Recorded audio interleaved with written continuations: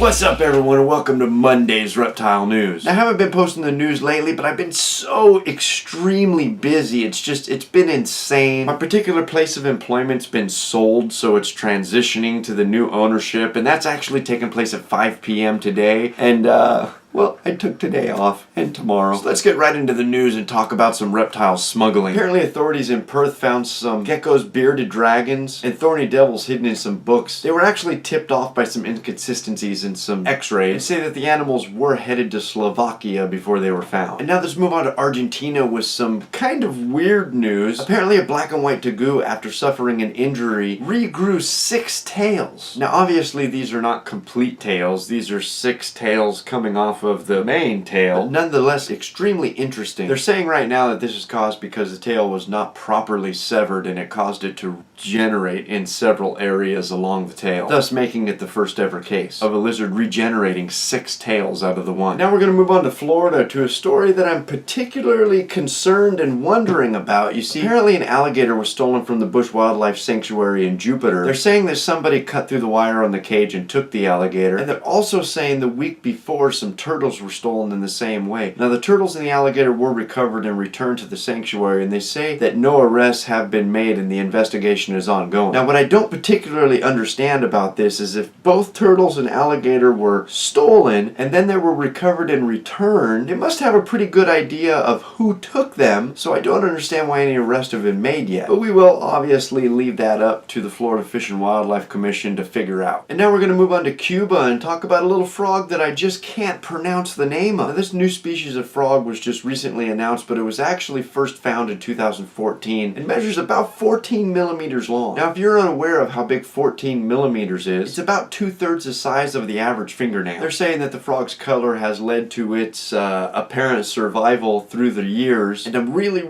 going to be interested in learning more about this frog. It's a neat looking little frog. Although it looks extremely plain, it's still pretty awesome looking. And since we don't really get to talk about amphibians that much, I really enjoy it when we do. And that's where I'm going to end today's show. If you'd like to read any more about these stories, that link's right down below here in the description. And as always, if you're still watching, my name is Jason White. Now you know what's going on in the reptile world. Be good to each other, and we'll see you Wednesday.